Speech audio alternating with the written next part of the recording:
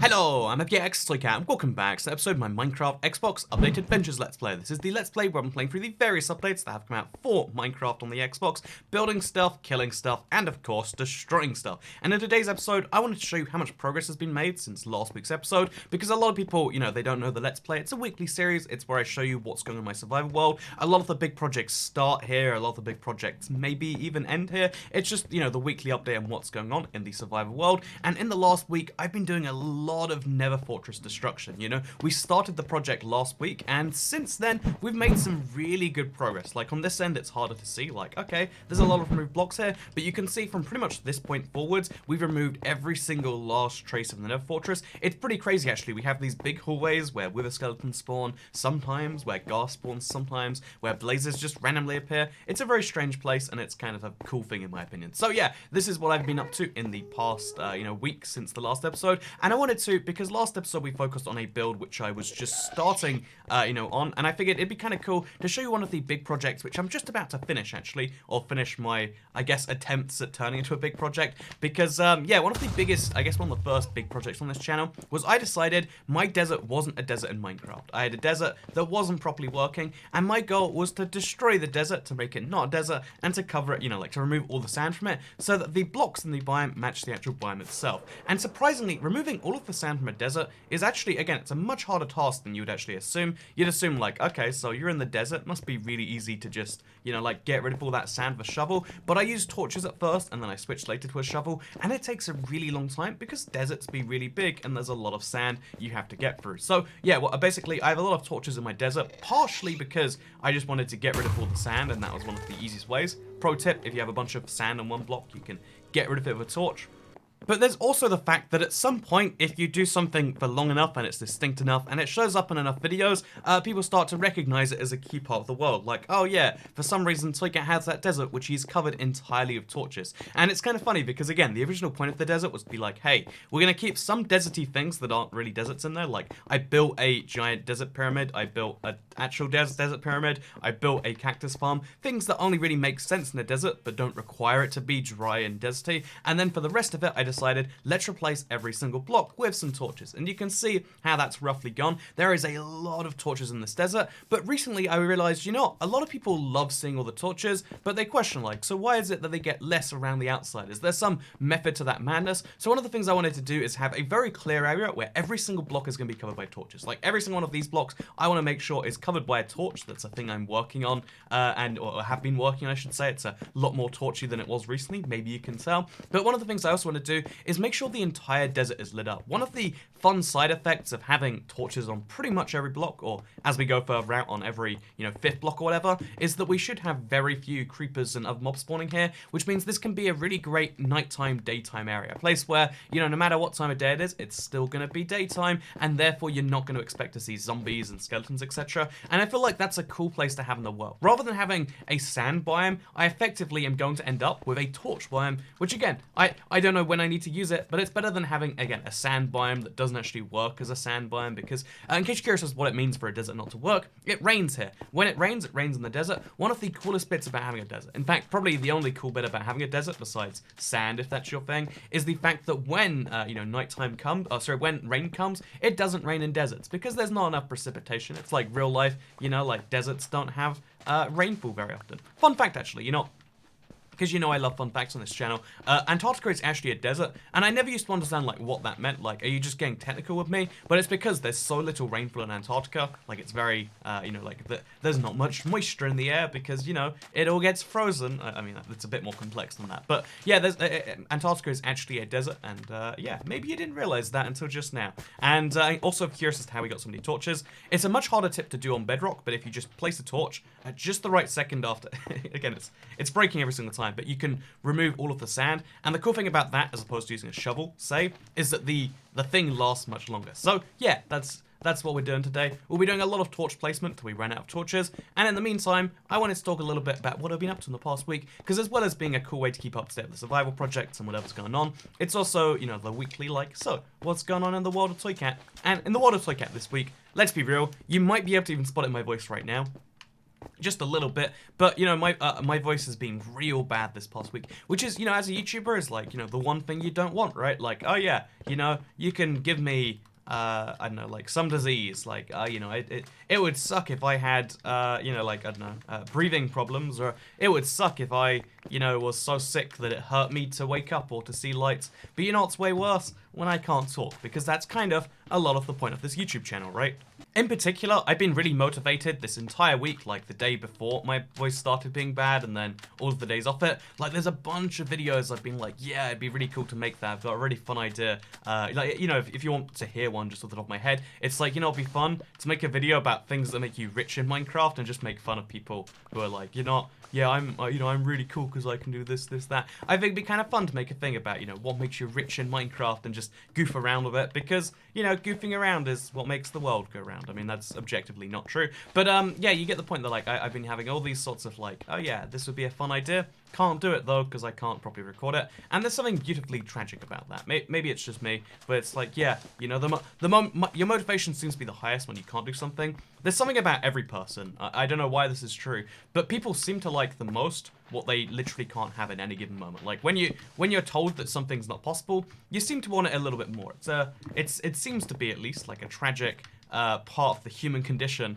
But it's yeah, it's something I think about a lot, because there are so many, like, you know, interesting things in the world that aren't really thought about because, oh yeah, well, they're just freely available. Like, the thing about running water, like, the miracle that actually goes into running water every single day, you don't realize till you go to a country where they haven't done it, and you're like, oh yeah, we went for a lot of effort to have this. We used to drink beer. This is a legitimate fact. We used to drink beer in, you know, like, just like children even. They drank weaker beers, but they drank beer because we were that concerned about clean water, because we didn't have a proper source. Now it gets piped into your home, and although you sort of pay for it, and you pay for the upkeep of that maintenance, etc., you know, it's a thing that's there regardless if you pay. They can't cut off your water supply no matter how, at least in the UK, no matter, you know, like, how behind on payments or whatever you are, you always have this continual supply of water to your house. And then, almost as crazy, you know, it's a similar infrastructure, but the water supply away from your house, like, you know, all that water you throw down your drain, where does that go? Oh yeah, there's a similar magical system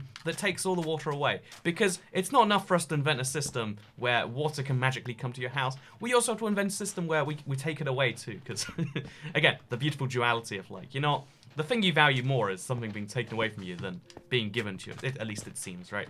So anyway, this last week I've been super motivated, but unable to do anything with that. And it's a really bizarre place to be, I would say. Like, it's good in the sense that it makes you realize that on a day-to-day basis, you know, you don't appreciate all the things that you do until you can't do them or whatever. You know, some days I feel super lazy. Like, if I make, like, 2 videos or something, like, pretty good videos, I'm like, well, you know, I should have done more. Should have made 3. Should have done this. Should have done that. And, yeah, it's kind of cool to be like, you know, I've done literally 0 for 3 days besides, you know, like, I made a combat video on Wednesday, and, oh, yeah, that was kind of a thing, right? That was a thing that I did that technically was a thing. But yeah, it's really interesting to it's really interesting to have everything taken away, because then you realize, like, yeah, there was some productivity going on here before. And sometimes you don't appreciate what you have until it's gone. You know, that sounds like it's going to be some depressing message about, you know, like, you know, go talk to your wife, save her or something. But really, it's just like, you know, actually, what that really is that saying that life be crazy sometimes, don't it? So, yeah, as well as just talking about, like, so, you know, like, you've spoken a lot about, you know, this whole voice thing, but it has been a big part of my week. But I know it's boring, like, oh yeah, you know, so like, everyone gets sick. I don't generally get sick, but I know it's a normal thing for everyone else. Like, you know, this isn't news to me. This big revelation to me, like, oh man, you don't realize what you have till it's gone. Everyone else is like, yeah, that's what I realize 3 times a year or whatever. And if that's the case, then apologies. Let me talk about what else has been going on in my week, because yeah, again, video ideas and video stuff. I've been really hyped about the stuff I've been working on. I like to, you know, I try not to be like the hype man all the time, like, oh yeah, there's this great thing coming, this then, you gotta check it out, and then, but you know, it is, one, like, a good thing to do that for the channel objectively, and 2, it's something I really do want to talk about, because you know, like, I did a Minecraft exam this last week. Again, it sounds stupid, but I did a Minecraft. It's a real thing I did for the benefits of you know, you, the wonderful YouTube viewer. But yeah, it's a thing I decided to do, and it was actually surprisingly fun. I was a bit shocked by the result in the end, but like, oh yeah, that's a thing I did. It was super quirky, super fun, super crazy.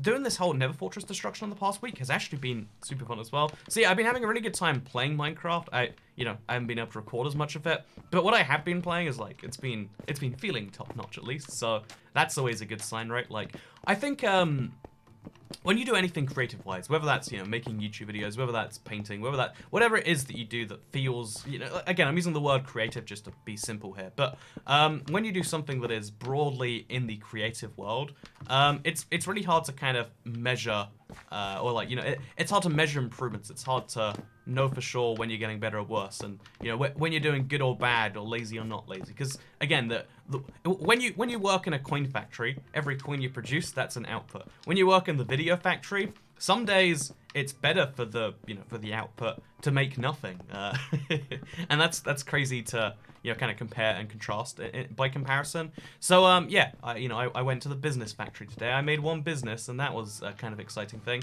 But that's what I'm basically trying to say here. And it's really strange because pretty much every single position I've been in before where, you know, like accountability and the direct measurement of how much work is going into something has been in play, I've kind of just taken advantage of that to be like, well, I'm going to do nothing, you know, not very much. Even, this is something I really shouldn't have done, but I'll tell you it's a fact. We had this exam type that was brand new. I hope it's gone away now. But when I was, you know, just at the end of school, it was like, so it's called a controlled assessment. You do 8 hours, you sit in a room for 8 hours, you produce a piece of work that is your entire grade for this year. And I was like, oh yeah, well, I mean, I can pretend I finished it in the first hour, and then I can spend 7 hours napping, or, you know, doing what I think I literally napped, because the computers weren't around the internet, because otherwise, if they were, then you'd be able to just look up the answers, right, or whatever. But anyway, so I did an hour of work, and then I took 7 hours of nap, and fun fact, I did not pass that subject. But it's something, you know, like in any subject, in any part of life where, you know, the amount of effort you put in can't be measured, they can only measure the output. You know, like, you can put a lot of effort into a wrong answer. So, you know, if you just get, you know, like, if you just take a little bit of imprecisity. One of my favorite little tricks, this is, again, terrible trick, but if you have a maths teacher you hate, this is what I used to do. Like, oh yeah, so you're setting this this needless homework or whatever. You know what I'm going to do in response to that? I'm just going to get all the answers wrong. I mean, you're going to punish us if we don't do it all, but can you punish me for being wrong? You can't punish me for being wrong, so you fill it in with random-ish, but feels like they could be gotten wrong answers, and then, you know, like a lot of the time would never be called out on that one. There's a lot of like useful, unethical pro tips that come from the fact that when you can't measure how much effort went into something, it's a lot harder to kind of like keep yourself motivated on that one. Like, you know, like how can a teacher tell you to, you know, go home and focus on yourself? Like, when I did French, which I did for 2 years, and basically, I never had a French teacher, fun fact. Like, you're really, really meant to learn French in the UK, or at least you used to. I don't know how it is these days, but it used to be a thing where they're like, you're going to learn some French, and, so I was like, okay, yeah, let's do this. I'm excited for a new language. They're like, oh, you must go home and 2 hours a week you will read French. And I was like, yep, that's the thing I will do. I read 2 hours of French last week. You know, the fact that I can't say any French right now is unrelated to that. Again, when you make something unmeasurable, you often have difficulties trying to enforce it, right? Like, it's really easy to enforce. Like, you know, whenever someone murders someone, we generally lock them up, right? But there's a lot of crimes out there that are tricky to enforce, tricky to measure even. Like, how many people every single day, you know, get, I don't know, like, fun example, well, not a fun example, like a bad example, but, you know, an example would be like, I don't know, like hate crime. How do you really even define hate crime? Let alone how do you decide how many people have done it? Let alone how do we work out the numbers for how many people have had a crime happen and not reported it? Like, there's all these tricky things to kind of create numbers for, because again, so fortunately, a lot of things in life are very easy to work out and to see and to visibly count or whatever, but a lot of things aren't quite that way. And that is why this torch desert, you know, it's going to start being super torchy in the center. But one of the things I realized when I dove straight into doing this, like, again, so I've been covering torches for years now, like literally since 2013 or 14 or something. But recently I was like, you know what, we need to add more torches to that. People have been complaining about it, And you know how I react to complaints. Like, someone says you shouldn't do something, I do it five times more. It's a problem in my human nature. But so basically in that same way, you know, like, oh yeah, someone complains about the thing, do it way more.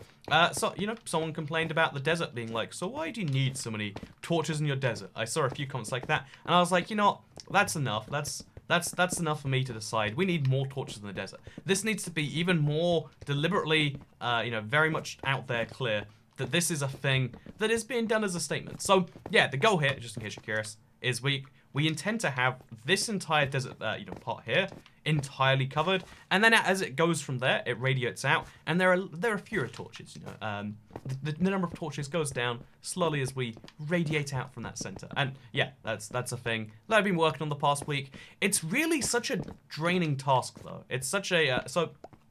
You know, let me talk about something. Let me talk about the adversities of Minecraft for a second, shall I? So yeah, one of the things that I find to be a really challenging, you know, aspect of something like this is just how unrewarding it feels. I think Minecraft is a game that, even if something doesn't feel rewarding on the surface, can feel a lot more rewarding later on down the line. But there are some things that, like, as you finish them, you don't really see the progress. Like, destroying that Nether Fortress, I can see the progress every single day, and, you know, it's been fun. I've spent so many hours so far, and I'm gonna spend so many more hours probably working on it. But, you know, at the same time, you know, you can see the results in that one, right? That's a thing that is very clearly visible. But when it comes to this torch desert, right now, okay, so look at this, for instance, right here. I'm gonna stand on this exact same block in about 10 seconds. Tell me if you can see the difference between now, where most blocks are torched, and, you know, in about a minute when all the blocks are torched. So I just placed 100 torches, more or less, in this area right here. Can you spot the difference? You know, admittedly, it's still not 100% done. Like, you know, there's a few torch places remaining, but we've gone from like 80% filled to 90% filled or 95% filled or something. Can you spot the difference here at all? I don't think you can. There was clearly an amount of effort that went in. I've only got 30 torches left. Oh, I've got another stack there. I've only got 94 torches left in my entire inventory. We've placed so many, but what is the result of that? You know, can you tell that there was a significant amount placed? I'm not entirely convinced that that is the case. And, yeah, it's kind of strange as a result of that to just be like, oh, we put a lot of effort into something, but I'm not sure anyone can even tell what's changed. And this kind of like not being able to make the distinction between two, you know, two things that have changed but look the same is a really interesting, you know, thing, because I think this is why so many people have lots of problems, you know, in lots of areas of life. But for instance, I think mental health is a really big one, right? Like, how do you improve your mental health? Your mental health is something that is really hard to measure. Like, does it feel good right now? You know, you mentally good right now? Statistically, most of you are, but well, a lot of you are, a decent proportion of you are, but that doesn't mean you can feel it. And those of you who can't, like, oh yeah, I mean, it doesn't feel good. In what way does it not feel good? It's a tricky thing to place a finger on. It's a tricky thing to try and measure in any real way. And yeah, that not being able to tell when it's good and bad also means it's harder. Like, so what makes things better? One of the feelings that I'm filled with every now and then is like, I'll be doing something I really enjoy, and then I'm just filled with dread and sadness, and like, you know, what was the point of this? Why did I find this fun? Why was this a good thing that I enjoyed doing? You know, like, I was an idiot when I thought that. You know, basically, I'm trying to simplify. That happens to me just every now and then. I'll be watching a really cool movie, then I'll be like, oh, the movie's lame. Why? You know, I'm not having fun anymore. I don't know why this happens. I don't know how this is a thing. But it's really, and then what happens is everything seems lame. Like, oh, should I go home and, you know, like, I don't know, like, play some games? No, playing games is lame. Minecraft, you know, should I get some food? No, food is lame. That doesn't make you happy. You know, it feels as though in the moment nothing makes me happy anymore. And it's really hard to work out. Like, one of the things that is imperative in any, you know, situation where you have a sudden lapse in, I guess, good feeling, to be simple. But any situation where you feel that lapse is like, oh yeah, you got to convince yourself, oh yeah, it gets better in like, you know, 20 minutes. Just, you know, keep doing what you're doing, and then you'll appreciate it in 20 minutes. That's the advice that would help. And if it wasn't easy as like, oh yeah, when your leg starts bleeding, put a bandage on it. Then the bleeding stops. If it was as simple as that advice, everyone would be able to do it, and it wouldn't have taken me years of having just like, again, I don't know what's called, like sad-filled moments, like dread-filled moments, like depression-filled moments. I don't know what you call them, but you know, it's because it's impossible to measure the difference there. You end up with the situation of, oh yeah, I don't know. It feels to me Like, everything is just sucking, and yeah, I don't have any evidence to the contrary, so I guess that's just what I believe now. And it's kind of insane when you think about it that way, but it is a thing that happens all the time to everyone. And I guess, you know, maybe my tortures made you realize that. Maybe it's something you realized the whole time. But yeah, this is just a thing to, like, try to connect with yourself is a really valuable lesson. If there's one thing I've learned from this past week, where I've been, again, I don't know what, I probably could have, like, gone out and done some things, but, like, I don't want to speak to any humans, because I can, when my voice hurts, I can not only not speak to my favorite internet humans, but I also can't speak to real people humans. Like, I got my hair cut, and I was just like, hey, voice hurts, can't really do this so much. And, yeah, it was a strange experience. It was actually pretty fun. Like, I guess they're trained to be good at conversation, at least. Maybe just my local hair cutting people. But, yeah, it was like, oh yeah, so they're just okay with that. They know how to make that happen, make that a thing. And that's fascinating to me. But anyway, so with that said, you know, sometimes you don't realize what you are, you know, what's missing and what the solution is. But I think connecting with yourself is really important. And the best way to do that is to work out the commonalities between certain situations you face and to work out the solutions to them. Anyway, so now it's nighttime. You can see how my torched up desert, again, the funny thing is I've just spent all of today's episode covering it in torches. Can you spot the difference though? And just because you can't spot the difference, it doesn't mean it wasn't worth doing. But it means it's more important that you value what you did and that you understand what you did. And yeah, this will come up in a future video, by the way. In that video, I'm not entirely convinced that people will notice either, but maybe that's not all of the point. Maybe the fact that those people who said Toy Cat having a desert covered in torches is kind of weird. Maybe the fact that I know I spited them a little bit more, which is, you know, part of my primary purpose, if we're being honest. Maybe that is enough for me. Maybe it's not enough. Maybe you know, like maybe you can decide your own success and fail criterias.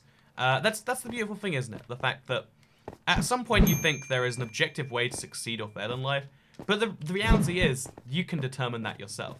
To tell a mildly related story, I've grabbed a few more sticks, so I've made some more torches, and we can finish up a few of the edges I noticed at night, because that's where you can see the darkness spots the most. But to give a little bit of a, you know, like a mildly related story thing here, you know, I have someone, I guess, in my universe of people, someone, you know, like that I know, that's from the richest country in Europe. They're just here in London for... you know, they're here in London. That's the thing. That's a fact. And they're like, oh, I can't believe that this company only tried to offer me 50k a year. I don't know how I'd be able to live with that amount, you know, like as a postgraduate or whatever. And it's like, huh, that's interesting. That, like, you know, to everyone a different thing is a different amount. To me, I hear the number 50k and I'm like, yeah, that's really, you know, that's big money, right? Like for someone to just pay you that much to do your thing.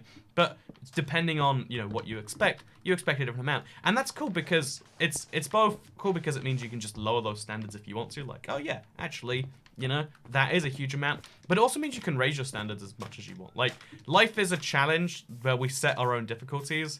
And it might be tempting to set your own difficulty way too high or to set it way too low, or, you know, like, but the truth is like, you need to work out your own difficulty level all the time. The level of these projects, if you don't know, I think we've started getting bigger and bigger recently because I've been enjoying them more and more, and I like to challenge myself. I'm destroying an entire Nether Fortress. It's going to be at least 24 hours to destroy it, and then maybe to move and start recycling it. It's going to be a big, like, 30-ish hour project to actually finish... at least, and that's excluding the fact that I often underestimate these things. But I started it because I was like, you know, when it's done, it's gonna look really cool. I think it might make some fun live streams along the way, stuff like that. Yeah, I think people might enjoy. People seem to be enjoying these big project videos. Would it be cool if I had another one that showed off that, like, yeah, in survival, it's worth making the effort, and that's why I decided to do it. But again, any single project that the difficulty in life, it might seem like it's set from above, and, you know, like, till some age, it is set from, you know, the people who are directly above you, your parents or whoever else, your guardians or whatever. But the truth is like, in the end, you set your own difficulty, and that's the only life lesson you need to learn for, like, your first 14 years or whatever. Like, you know, like, one of the things, I don't know if this is true, but I really like to believe it's true, because it makes me feel a lot less awful about the way school doesn't really teach you anything. But I've heard that school isn't designed to teach you everything. It's designed to teach you how to learn. you know, the basics of working with people and learning and doing that sort of stuff, so that the things you are interested in, you can learn about. Because no matter how much they dive into detail about, oh yeah, this is the way the Romans conquered all of Europe, no matter how much they dive into those facts, if you don't care, it won't stick with you forever. There are so many people from law school from my schools I was once at, like when I was younger, who don't remember any of those things, and that's just a crazy part of the fact that, like, oh yeah, they would have remembered way more exciting things that they cared about. Knowledge only sticks when you want it to, and difficulty is something you can set for you know, really, life is a video game, right? Like, we made like 3 comparisons today, and I didn't even realize till just now. But yeah, like, being able to spot the difference is something that you think you can do all the time, but can only do some of the time. You set your own difficulty, and you know what? You've got to be interested in something to enjoy it. If you're not interested in torching up a desert, don't do it. But if you like the result or you like the process, both those reasons are good enough ones to do it, in my opinion. Anyway, I hope you all enjoyed this video. I hope you all enjoyed seeing my desert of torches. If you did, you can like this one and let me know. You can share it if you really liked it, and you can subscribe with that bell turned on if you want to see more of these videos. The next survival project is probably going to be like another few weeks out, because there's a lot of Nether Fortress destruction to be doing, but I will be streaming it every now and then on this channel, so if you want to tune in live, you want to see that, you want to talk about the universal game difficulties, then you can do so by, I guess, turning on the bell and hoping that you get notified. If not, follow Twitter or follow YouTube. You know, it's kind of weird. There's no easy way for me to be like, yeah, here's the surefire way you'll see my streams. If you subscribe, you've got a tiny chance. If you subscribe and notifications turned on, you've got a good chance, but even then, a lot of people still don't get notified. So I just say, you know, hopefully I see you there if you want to be there, and if you don't want to be there, then great news, you're already not there. Isn't that wonderful? You made a wonderful step today, and I hope that you make many more in the future. Thank you very much for watching this video, because I'll see you all next time. Bye.